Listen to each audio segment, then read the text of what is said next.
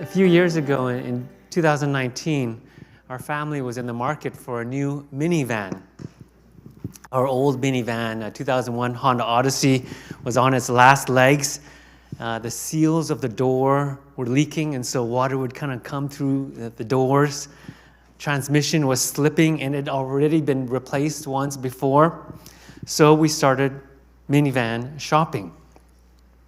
And my experience with that first Odyssey made me not want to get another Honda Odyssey. And so I started thinking, what shall we get? Well, lo and behold, one day I stumbled on this announcement, this headline: Elon Musk unveils new Tesla Cybertruck. Oh, that sounds interesting. I looked it up, this futuristic-looking vehicle, and its marketing was bulletproof glass, dent-proof stainless steel panels, 600 horsepower, 740 pounds of torque. Now, it was way out of our budget, way more than we needed. But then again, as I thought about it and considered it, I was thinking, I've always wanted a truck. And a truck is even more useful than a minivan. Not only can we carry all our kids, but we can put stuff in our back. It'll save on gas. And there's a matching ATV that we can put in the back of the bed. Now, we didn't need a Cybertruck, but as I kind of thought about it and considered it, suddenly I wanted one. The more I researched it, the more I desired one. All I had to do was plunk down a $100 deposit, and I could get in line for one. And so I did. Well, thankfully, a year and a half later, the Cybertrucks were still nowhere near production, and I rethought about it, and I thought, actually, I don't need bulletproof glass. And I don't think I'll ever use that ATV, which will fit in the trunk. And so I took back my deposit, and we ended up with a Toyota Sienna instead. But looking back at that season of car shopping and just thinking about what vehicle to get, I remember this feeling of being lured deeper and deeper. Not only do I need a minivan, but I need a certain kind of minivan. Not only should I get it, maybe I should get a Cybertruck, right? You just get progressively this sense of enticement towards my heart. Now, there's nothing wrong with Cybertrucks, nothing wrong with possessions. That's not what I'm speaking about. It's very natural to want to accumulate goods, to accumulate resources, possessions. I mean, that's actually partly how we're hardwired as animals. We need resources to live. But the question I would like to ask of us today is, what's natural and what's good and what's completely normal, does that at some point, can it at some point become not normal and unnatural and not good for us? Can God's blessings, can God's gifts to us, which are good, can they start to become distractions to us? Can they even become a curse to us? Can they even become perhaps idols to us? That's a question I'd like to wrestle with you today. So here's my outline for the next half hour or so. Today, I'd like to first look at this passage from Exodus chapter 25, in which God comes to his people at Mount Sinai. I want to talk about God's presence with his people, the theme of God's presence, his dwelling among his people. Second, I want to relate that topic, that theme, to the theme or the topic of idolatry in God's people. So idolatry in the Bible, that's what we'll look at next. And then I want to look at idolatry in our context today, because our context is quite different than the ancient world, isn't it? Especially in regards to idolatry. Idolatry in the ancient world looks much different than things that we experience today. So I want to look at that in our context today. And finally, I want to talk about application and what I call 3 tests. Okay? So that's just where we're headed today. So let's begin by looking at our passage, Exodus chapter 25, in which God comes to his people. Now, this was a second reading that Matt read out to us, and especially want to focus on this one verse. and let them make me a sanctuary. This is God speaking. Let them, his people, Israelites, make me a sanctuary that I may dwell in their midst. Now, I have to talk a little bit about Hebrew and the language because it's helpful here in our understanding of this text. That word to dwell in the Hebrew is shakan. And it's the same root, that word that eventually is translated as tabernacle. Shakan means to dwell or to inhabit. And eventually it also can mean a tabernacle, a place, a dwelling, a tent in which someone dwells or lives. But don't miss the significance of this word, shakan. It's the same word that's translated into the Greek in John's gospel when he says, the word became flesh and tabernacled amongst us and dwelt amongst us, lived amongst us. It's the same word at the end of the Bible in Revelation when the New Jerusalem comes down out of heaven to earth. And John says, behold, the dwelling place of God is with humankind. He, God, will dwell with them, and they will be his people, and God himself will be with them as their God. The same word that's translated then into the Greek there in the New Testament.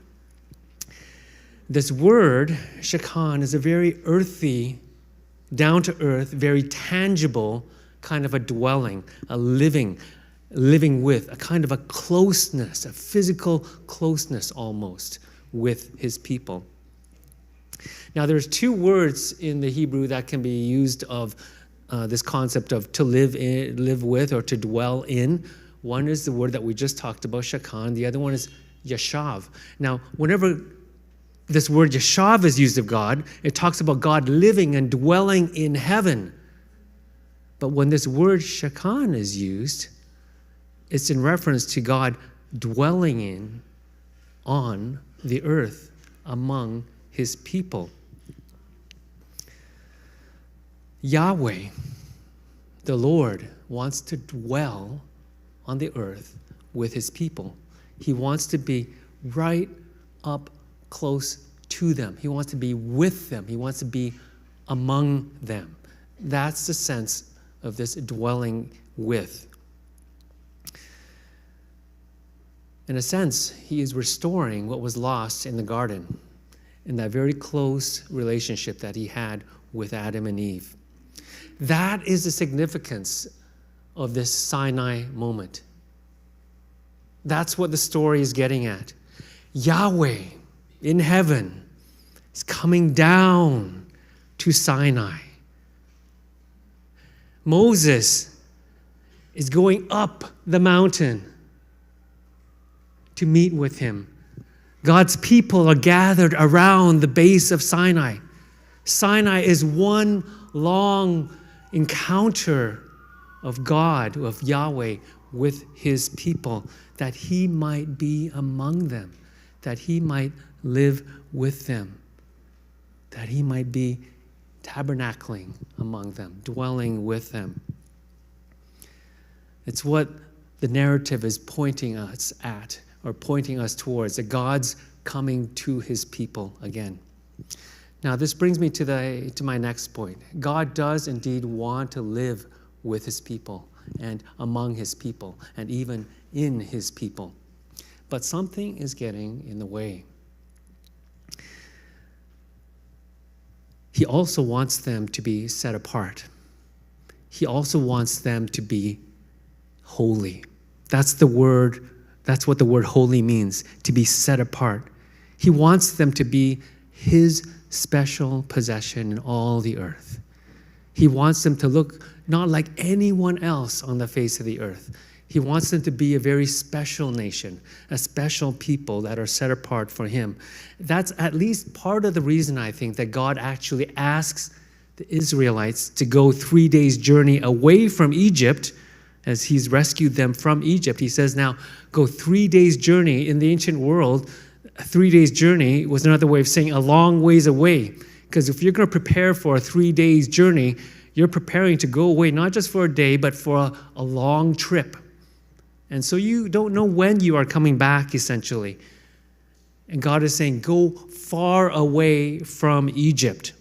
I think part of the point is away from Egypt, away from the Pharaoh, away from the gods of Egypt, away from the influence of Egypt.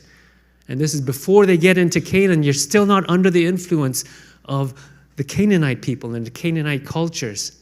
He's physically separating them out from Egypt, which is partly what this word holy means, to be set apart. And he's brought them to Sinai, and he's now telling them how he wants them to be set apart, how he wants them to be holy. He wants to be with them, but he also needs them to be different, to be set apart, to be holy. In fact, this is one of the main things that the Lord wants to continue to do as he brings them into the land of Canaan, isn't it? He wants to create a holy nation that is set apart for him, that doesn't look like the Canaanites and the Phoenicians and all the other cultures around them, that they don't look like that. Well, what do they look like? Well, that's partly what we just read, the 10 Commandments. This is how you are to be different. He gives them the Torah. He gives them the law. And last week we talked about that Torah a little bit, those 10 Commandments. You can think of it as broken up in two halves. The first half having to do with their relationship with God, how he wants them to behave towards God. The second half, from 6 to 10, how he wants them to behave towards each other, how he wants them to conduct themselves as a people towards one another. And God inscribes these on stone, gives them to Moses himself to go down to the mountain to communicate with his people. This is what you are to look like. But notice especially how 2 of these first 4 commandments that have to do with God have to do with idolatry. And these are written in order of importance from greatest to the least important.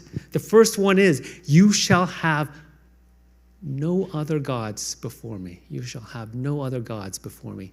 The second one is very similar to it. You shall not make any idols for yourselves out of your own human hands. So 2 of the first 4 commandments have to do with idolatry, having other gods before him and making other gods, making other idols out of their own hands. Have to do with idolatry. This is the very first commandment, the fundamental commandment, the most important one. And if you think about it like this, that puts into context what happens immediately after as Moses comes down from the mountain, right?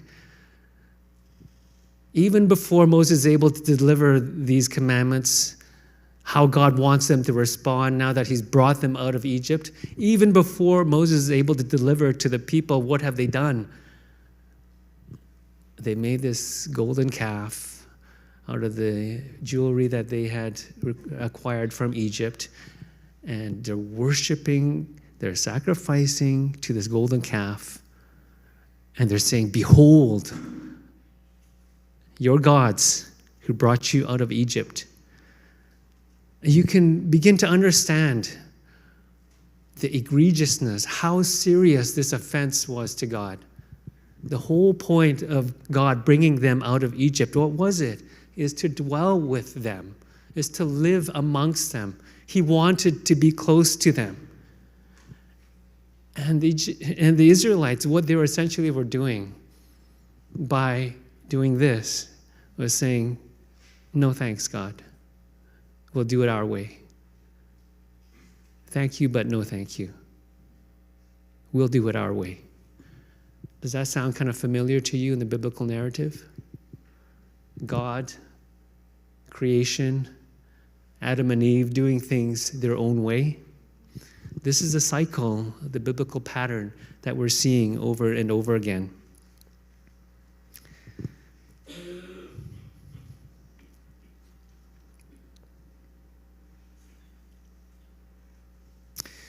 Idolatry becomes the primary sin the primary sin that Israel wrestles with. And we will see this in the weeks to come. God wants his people to be separate, to be set apart. He especially wants this relationship with them, for them to recognize who he is. But this is the one commandment, the first one that they continually struggle with in the land that God is bringing them into. Well, the primary sin. I read a very good book recently by Christopher Wright. It's called Here Are Your Gods, Faithful Discipleship in Idolatrous Times, published not too long ago, 2016 or 2018. And Chris Wright examines the issue of idolatry in the Old Testament. First, he looks at the biblical phenomena of idolatry, and then the second part of his book, he talks about idols today. He talks about the contemporary situation. But it was that first part that really helped me understand that biblical understanding of what idolatry was in the ancient world. Because I think we tend to think of idolatry as that golden calf. We tend to think of idols that are made by human hands, statues of gold or silver or whatever that are made. We think of people bowing down to that as idolatry. But that wasn't actually the case in the ancient world either. There were such things as gods without idols. And so there were pagan notions of gods that didn't have physical manifestations as idols. And then there were pagan gods that were manifested as idols. And so it wasn't simply that there was this physical idol or physical statue that really had to do with idolatry. Idolatry was more than just the physical statue itself. Really what it had to do with was the fact that they were created by human beings. Whether that was physically created by human beings or in their imaginations and in their hearts created by human beings. These gods really had no power. They had no control in this world, except insofar as people gave it to them. So let me read to you one passage from Isaiah, which talks about the silliness of worshiping gods and idols. So Isaiah is talking about someone who's fashioning an idol. Half of the wood he burns in the fire. Over it he prepares his meal. He roasts his meat and eats his fill. He also warms himself and says, I'm warm. I see the fire. From the rest, he makes a god, his idol. He bows down to it and worships. He prays to it and says, save me. You are my God. Like the silliness, Isaiah is saying, of this whole situation. You're making a god from the fire that you built, and you're asking this God to save you. The point is that idols are powerless and empty and dead. The only power they have is the power that we give to them. This is what the Old Testament prophets are essentially saying. The only power these gods and idols have is what we project onto them from our own human hearts. In fact, what the Old Testament is teaching us is that all idolatry in the end really is a worship of the self. They're the projections of our human heart, our insecurities, our desires to control nature, to control others, even the projections of our aggression and violence. As the gods were gods of the pharaohs and the emperors of the ancient world, they would pray to the gods so that they might win, they might defeat the enemy, they might destroy the enemy. But these are projections of their own human heart. The idols, the gods, really have no power in this world apart from what we give them. In other words, idols really are all about self-worship, worshiping ourselves.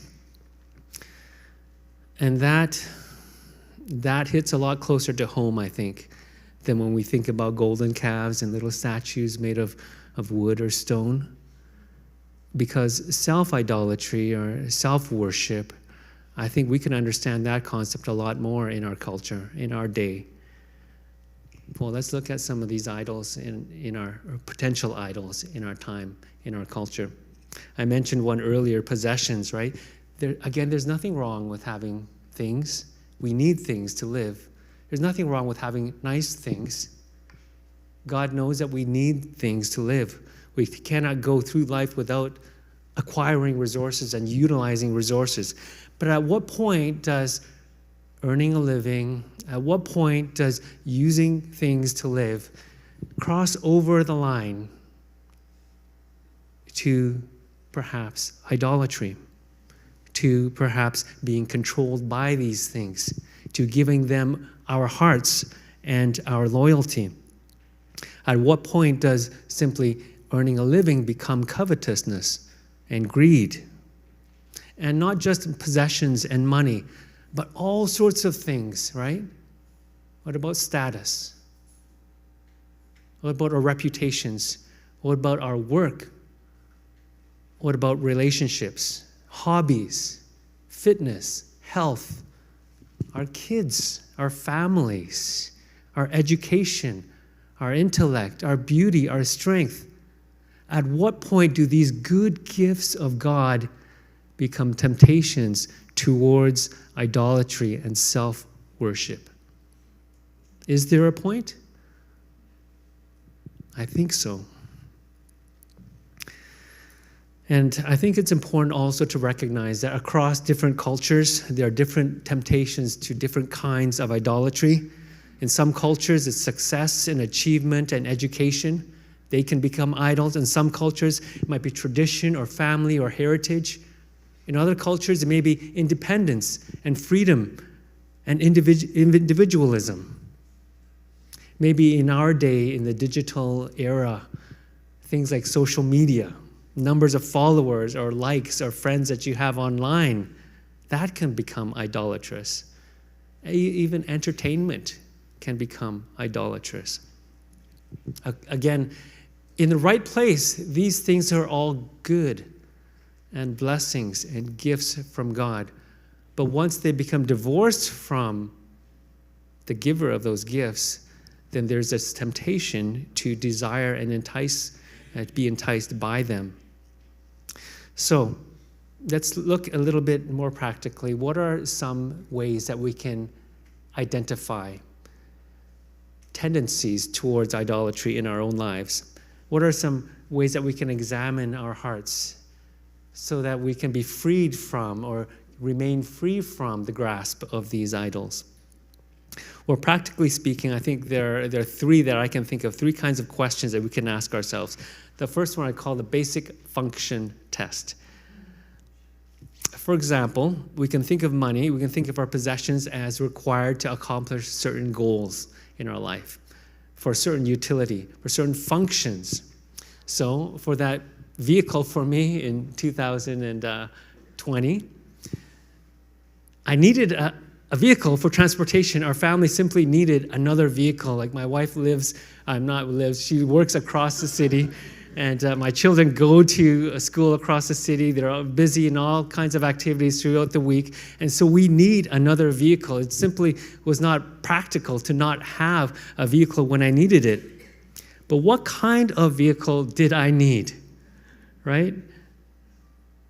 A Toyota Sienna and a Tesla Cybertruck, both of them met those functional requirements, but one of those met them in a basic functional sense, and the other one far exceeded anything that I would need, especially given our financial circumstances at that time. I don't need bulletproof glass. I don't need non-denting panels. Well, maybe that would be helpful. I don't need a matching ATV that can fit in the boot, right? Again, it's not saying that Cybertrucks are wrong. I'm not sure if any of you own a Cybertruck or not, but certainly far exceeded anything that I needed at that time and was in a financial position to buy at that time. I think another way to express this is need versus want. We needed a vehicle. I wanted a Cybertruck, right? Would that be crossing over the line to covetousness, to greed, to tend towards idolatrous? For me, maybe, right? I think every individual needs to ask that question of themselves. That function test. What you need and what you want often are different. And the Lord knows what it is that you need, and He will provide things for you. Okay, the second test is what I call the attachment test. I'll tell you another story is kind of fun. How attached are we to the objects that we are desiring? In 2009, I bought this little laptop computer. It was back before the age of Ultrabooks, the thin and light laptops today. This is in 2009. This is a Sony Vaio P. It's a netbook, so it's much less powerful than a regular laptop, but it was a beautiful machine. It's like this beautiful screen. It's like super lightweight. It fits in the palm of your hand, literally. It's 1.3 pounds. So, MacBook Airs had just come out at that time, and they're 3 pounds, so twice the weight. And those were all the craze, but I got my hands on one of these beautiful machines, sleek black outer cover. This is white, but mine was black. And then I had it for about a week. I carried it in this little sling I could put on my back. I took it with me everywhere, but this sling was not made for devices, not made for technology. It didn't have the right kind of padding. I remember coming home one day, in that first week of ownership, I kind of tossed it onto the couch, and then I heard this crack. Oh, it must just be the screen opening and closing, right? So I opened it up, I looked at it, and the panel was broken. Horror of horrors, right? This beautiful LCD panel now had these colors leaking, these liquids leaking between the panels of glass, unusable. And then I realized how I felt. I was so devastated that I had to get this machine repaired now. I just remember realizing how I felt, how attached I was to this computer. It's just a piece of metal and plastic, right? And glass. But the temptation was to elevate it to something beyond what it was, and that has something over me. So the test of attachment. What are the things that we're attached to? Not just things, though. Activities, even relationships that we're attached to that we can elevate to a place that is not good, that is not healthy, that really only God should have that place in our lives. The test of attachment. Finally, one more test. I call it the relational test. Does this activity, does this object, does this thing, does this idea, does this relationship, does it prevent you from more meaningful relationship? Or does it take you away from meaningful relationship? And that's even ironic, right? That a relationship can prevent healthy, meaningful relationship. But I think that also can be true. Idols will often take us away from good, healthy relationships. Do we become so obsessed with this thing or this activity to the detriment of good, healthy relationships, especially those who are closest to us? This is actually the definition of addiction, isn't it? That even though they are harmful to us, we continue to pursue some kind of addiction, some kind of an activity, some kind of an object, even though we know it's harmful to us, psychologically or relationally or spiritually. Idols are a form of addiction. Idols have a way of breaking healthy relationships.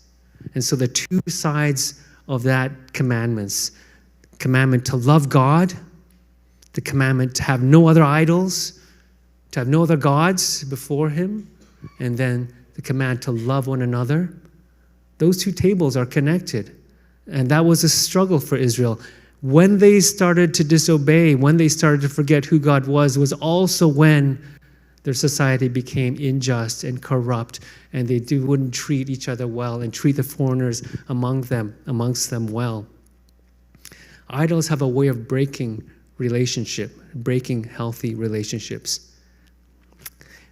Because we're not meant to serve anything other than Yahweh, the living God. When we serve him, when we worship him, then we can look like him.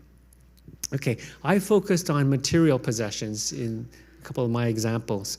But we all know that it doesn't just have to be physical material possessions, right? It can be anything, like I've mentioned. It can be a hobby, it can be any activity. It can be something that was originally good, but then becomes out of control, out of its rightful place in our lives. Okay, I want to take this application one step further and give you some time just to reflect on some of the things in your own life that may have tendency to become idols, that you will be tempted to place in a place in your life that is unhealthy, that is beyond what it should be. Could be a relationship, could be an activity, could be an object, could be a personal goal. All these things can become idolatrous. And I want you to apply these 3 tests to them. So just take a moment, quiet your heart, think about your life. What are the things in your life? Apply these 3 tests. The function test. Is this thing fulfilling its basic function in my life? Or is there temptation towards much greater than what needs to be? Apply the attachment test. Is your heart attached to that thing or that activity much more than it should be? Apply the relationship test to it. Is it giving you life-giving relationships, or is it preventing you from entering deeper into good relationships with people around you?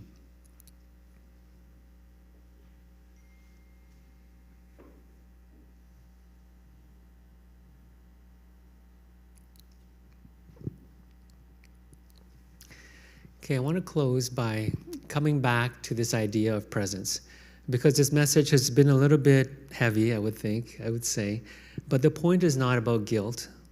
The point is not to make you feel bad and think about, all the idols in your lives that you can't get rid of. That's not the point. I do encourage you to perhaps abstain from some of these things, to refrain from the things that God has brought to mind.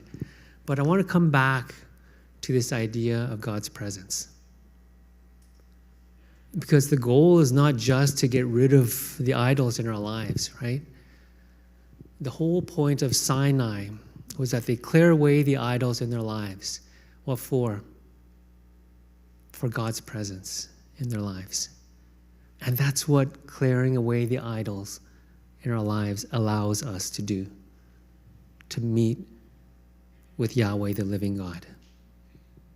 In the New Testament, God's Spirit is present to us. Jesus sends his Holy Spirit to live in our hearts, in our lives. He inhabits us. He dwells with us in a way that is not present in the Old Testament. So a great, wonderful gift. But in order to have that presence with us, we also need to clear away those idols in our lives. And when we do, then we have this opportunity to experience Jesus' presence with us, his joy, his forgiveness, his power in our lives to change and to become different people. It's not just about doing away with the idols, but it's about God's presence in our lives and in our community, amongst ourselves here. He is a jealous God. There is room only for him. But he is way more than enough for our hearts. He's more than adequate for us.